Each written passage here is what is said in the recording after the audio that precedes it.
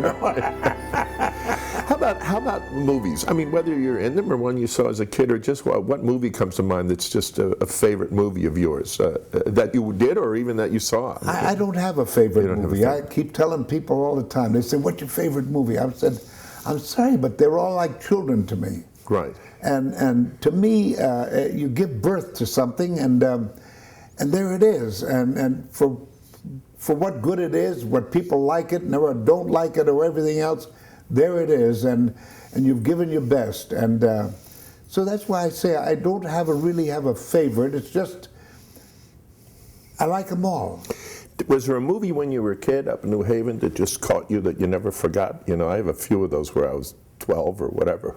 Marty's one of them. But I mean, there are those movies. You know, I remember as a kid, sure. Spartacus, going, Jesus, that's great. You know, do you have one like that, a Western? So you mentioned Western, just one that stuck. As a kid, I remembered one movie that I still look back and remember the moral behind it.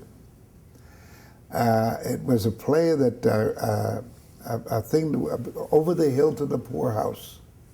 Oh. Imagine, over the hill to the poorhouse, where this man had been sending money to his mother, and the brother had been taking it, you know, and the old lady has to go to the poorhouse, and she's over there scrubbing, and when the fella comes up and he finds what his brother has done, and he takes him and he said, you'll be taken care of. And he goes over and he sees his mother and he grabs her, and, you know, I get a little choked up. I swear to goodness, and it's never left me. I always loved that movie, Over the Hill to the Poorhouse. Got it. I'll be on Google in no time tracking this one down. How about directors that you worked with?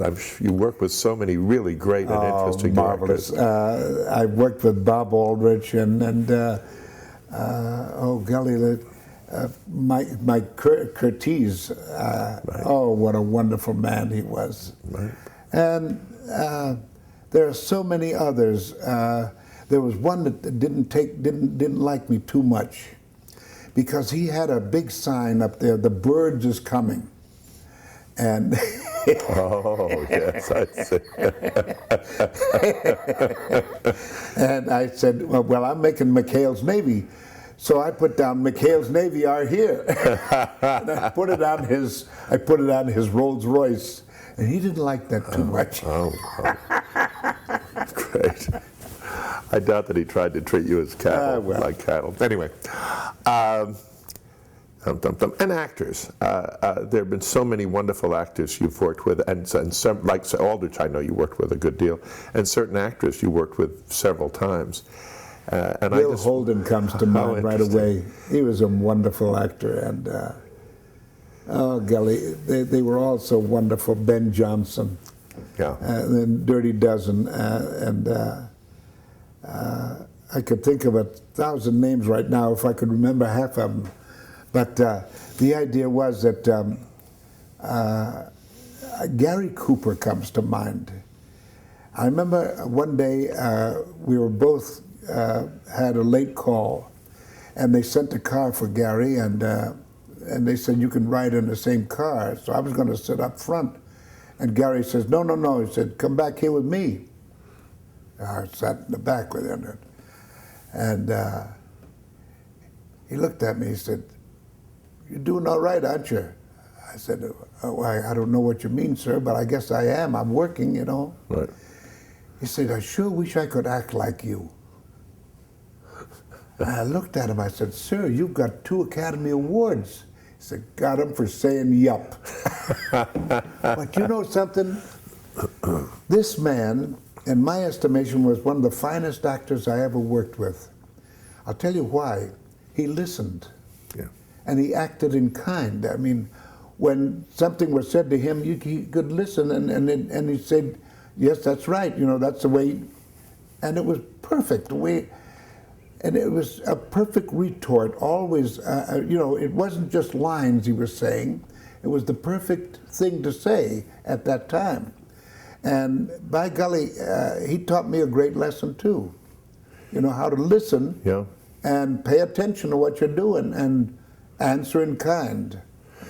And what it's all about. it brings us back to SAG. I've had the feeling, whether on stage and in film and my own work, that I love that sense of having each other's back, you know, the certain level of trust and working together. There's real joy in it. And just to bring it back to the Screen Actors Guild, one of the reasons I got involved in this, or at least couldn't find a way to get out of it, was that sense of... We're happy to have you, believe me. But that sense of actors for actors, you know, just actors trying to help actors. I wondered if you, you know, you're not one to pontificate, but if you had some words of wisdom for me, for us, as we're moving now into the 21st century, trying to, you know, the world's changing before our eyes so quickly, but trying to hold on to that kernel of actors, helping out actors.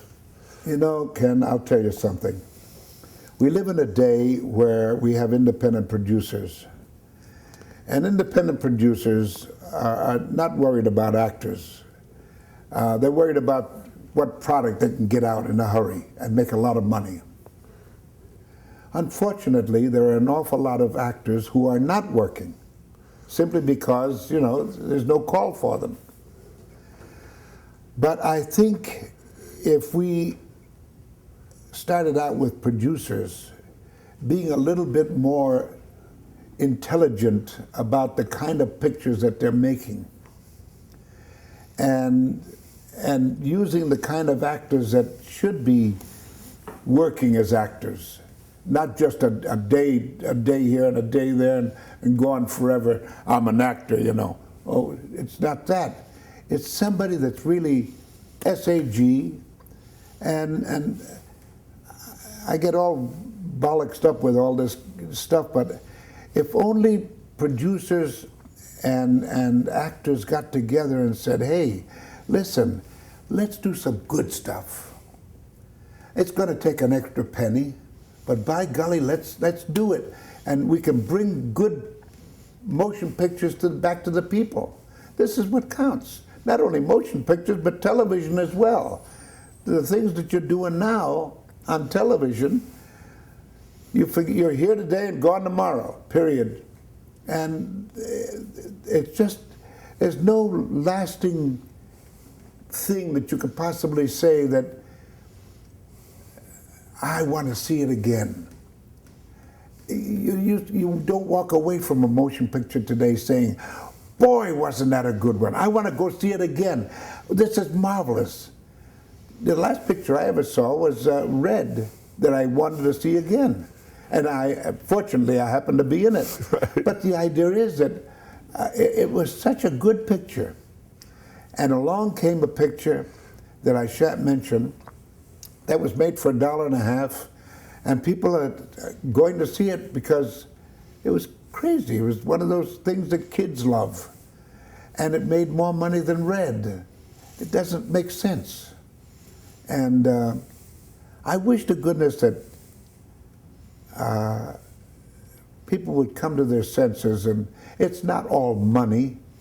It's what you can put out there that costs a little bit to bring a little bit of something back to the people, back to reality, back to make them sit back and enjoy the picture instead of, oh yeah, well, it's one of those and forget about it. It's no good. Well said, Ernie. You've been a member of the Screen Actors Guild and a vibrant one and a famous one for 60 years now. And we are so honored to be able to bestow the Life Achievement Award on you for the Screen Actors Guild this coming January. And it's been a pleasure and a great honor for me to be able to sit here and shoot the breeze with you for a while. Thank you so much. It's a pleasure, my pleasure. Believe me. Thanks. Thank you.